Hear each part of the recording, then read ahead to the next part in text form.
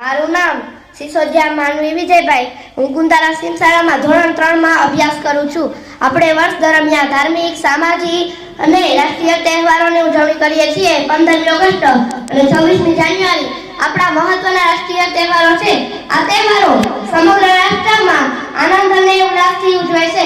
15મી August 1947ના દિવસે આપણો દેશ આઝાદ થયો. ત્યાર પછી બંધારણ સમિતિની રચના કરવામાં આવી હતી. આ સમિતિએ દુનિયાના વિવિધ દેશોના બંધારણનો અભ્યાસ કરીને આપણા દેશના બંધારણની રચના કરી.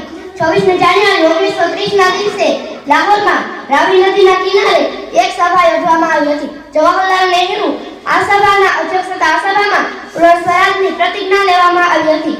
ઐતિહાસિક બનાવની સ્મૃતિમાં 26મી જાન્યુઆરી 1950ના દિવસે આપણા દેશનું બંધારણ અમલમાં મૂકવામાં આવ્યું. એ દિવસથી આપણો દેશ લોકશાહી પ્રજાસત્તાક દેશ બન્યો. ભીમરાવ આંબેડકર ભારતના બંધારણના પિતા છે. બંધારણ મુજબ ડોક્ટર રાજેન્દ્ર પ્રસાદ સ્વતંત્ર ભારતના પ્રથમ રાષ્ટ્રપતિ બન્યા. રાષ્ટ્રીય પૂર્વ હોવાથી તે દરેક ધર્મ, સંપ્રદાય અને દરેક જાતિના લોકો દ્વારા આ દિવસને તહેવાર તરીકે ઉજવવામાં આવે છે. ભારતનું સંવિધાન દુનિયાનું સૌથી મોટું સંવિધાન છે. પ્રજાસત્તાક દિવસની ઉજવણી દર વર્ષે ભારતના લોકો ખૂબ જ આનંદ અને ઉલ્લાસથી કરે છે. પ્રજાસત્તાક દિવસે જાહેર રજા હોય છે. શાળાઓમાં, કચેરીમાં અને તમામ મુખ્ય સ્થળોમાં રાષ્ટ્રધ્વજ ફરકાવવાનો કાર્યક્રમ યોજવામાં આવે છે. રાષ્ટ્રગીત ગવાય છે. આ દિવસે દેશભક્તિને લગતા વિવિધ કાર્યક્રમોનું આયોજન કરવામાં આવે છે.